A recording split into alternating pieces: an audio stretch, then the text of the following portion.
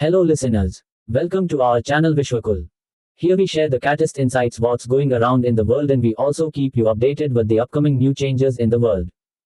This would let you know how all this would impact our country India.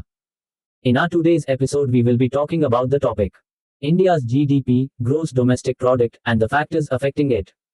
India witnessed 3 years of heady growth with average real gross domestic product GDP growth of around 8%. Financial markets responded exuberantly to this world-leading performance. Recently, the growth momentum has moderated, which we view as a process of normalization, returning to a more steady rate of expansion. This phase of strong growth was accompanied by concerning spillovers in some sectors, which macroprudential measures are now aiming to contain. We address three aspects here. 1. The factors driving this cyclical moderation in growth. 2. The heady vs steady argument extends to the consumer credit cycle.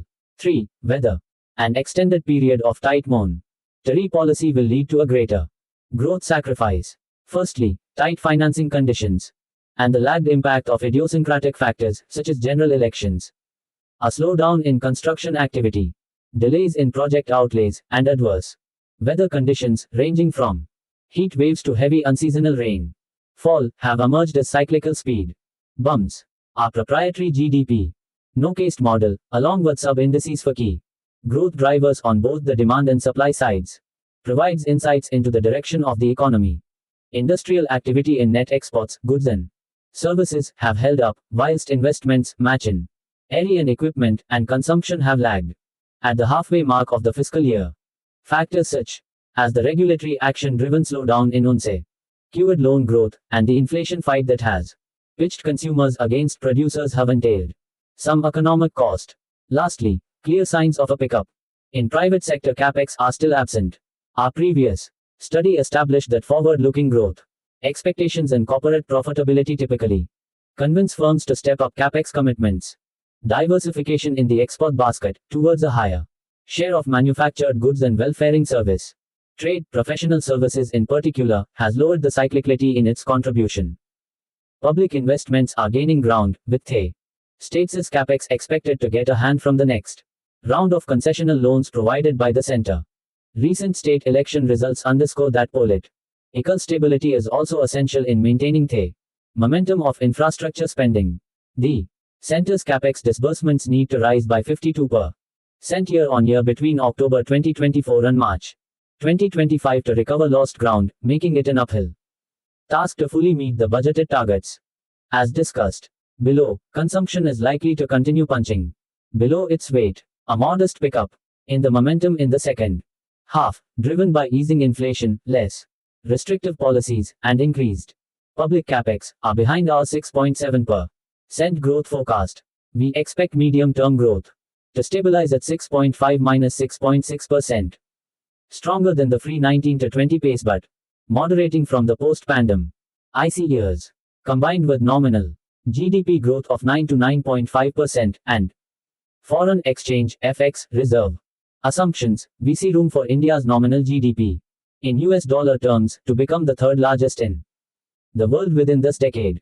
Secondly, the heady vs steady argument also extends to the consumer credit cycle. Banks' retail lending grew at a high double-digit rate in FY 23 to 24, prompting tighter vigilance from the authorities, particularly regarding the unsecured portion of the portfolio. The Reserve Bank of India, RBI, identified several areas of concern, including the delinquency rate in the credit card portfolio, which was higher than that of all other consumer credit subcategories.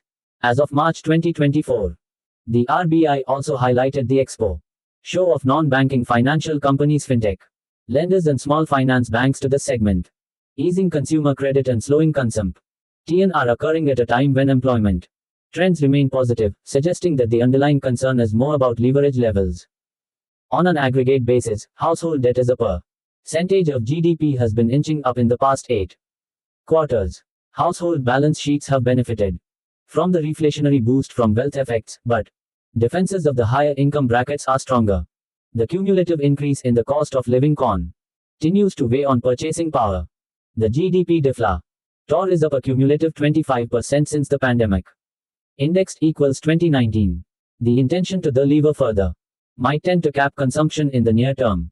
Stabilizing the cost of living, along with ensuring job security, will be key near and medium term prerogatives for the administration. Third, the Monetary Policy Committee continues to maintain a cautious posture, highlighting limited room for rate cuts in the face of above target inflation. With food prices, particularly volatile vegetable prices, driving inflation in recent months, there is ongoing debate on whether policymakers should tap ex-food headline inflation as a gauge for policy. There is some merit in this argument. The arrival of Kharif crops is expected to temper prices, along with only a third of the inflation basket growing above 4% at this juncture. Our trimmed mean Surays are also running below the headline. Concerns over second round effects have yet to materialize, as inflation expectations, rural, urban wage growth, and business cost expectations remain contained. Therefore, an extended period of tight monetary policy might entail a bigger growth sacrifice. The only risk in this argument is the currency, which has come under pressure from a big dollar and portfolio outflows.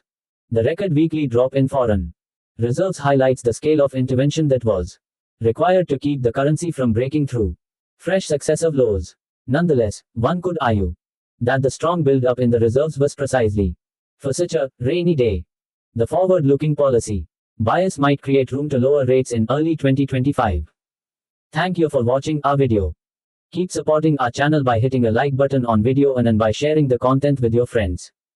Subscribe to our channel Vishwakul for more such interesting contents. And don't forget to share it with your friends and family.